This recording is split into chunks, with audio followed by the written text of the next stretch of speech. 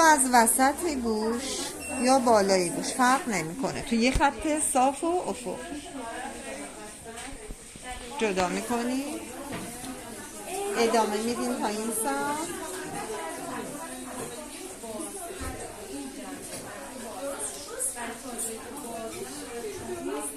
مقابل مومی ایستی. قد مصری فانتزی 1 مهره اول یا وسط گردن. پس دیگه قدش بلند نیست، قد کوتاهه با 3 صاف میزنی.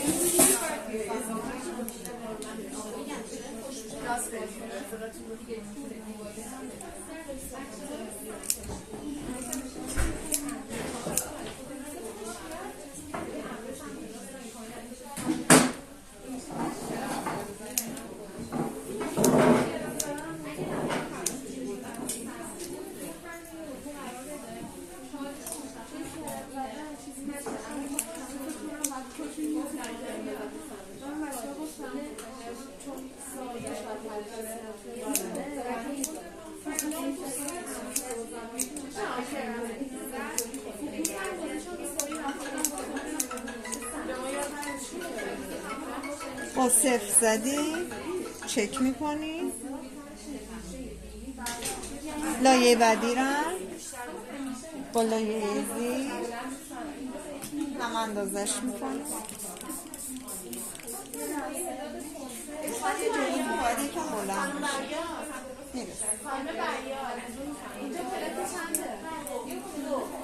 لایه روی مورا از لایه زیر راهنما میگیری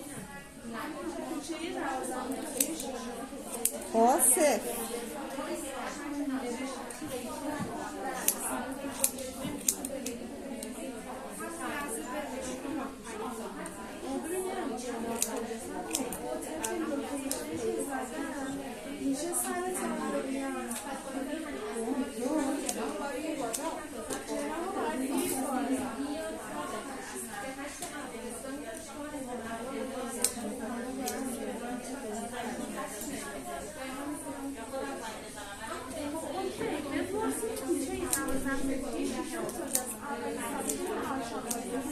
پیترشت هم انجام میدی.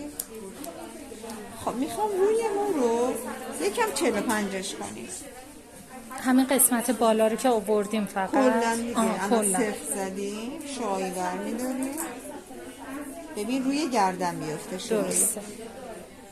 صافشونه میکنی، نه این که کنار مو. تو مصری ها از روی مو شونه میکنی توی نوک انگشتات. اینم راهنما 45.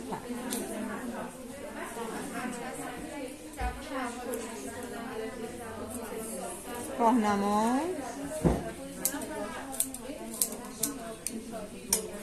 راهنما باز از بغل و از پایین جفتشو باید بگیریم. شایی 45. این راهنماته. مقابل مومی ایستی. با این برکاری نداری. از روی مشونه تو نوک انگشت راهنما 45.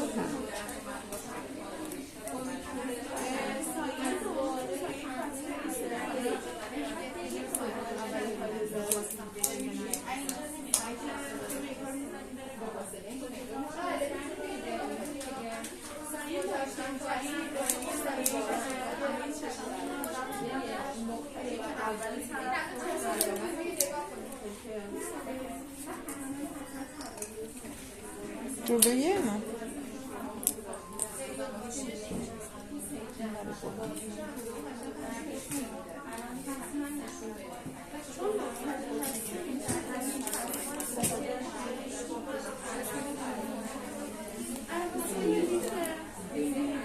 از رو شونه میکنی. اگه موها خیلی پرپشت دو قسمت عمودی میری پشت گوش. پشت گوش. چرا میارم پشت گوش؟ تا یکم تیز بشه، یکم تیز و بلند. اینم راهنما، اینه راهنما. انگشتم به سمت چیه؟ به سمت بالاست. از دوباره بقیه موها رو میارم پشت گوش. یه دورم مو رو میارم تو جای خودش، قد رو به هم یکی میکنم.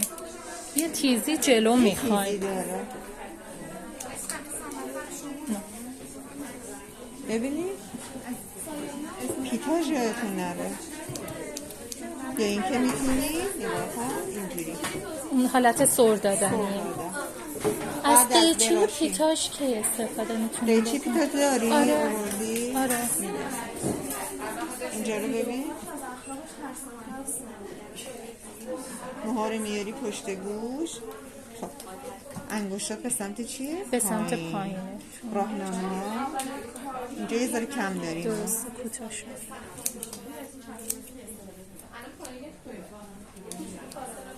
اون رو یه دور میاریم جای خودش.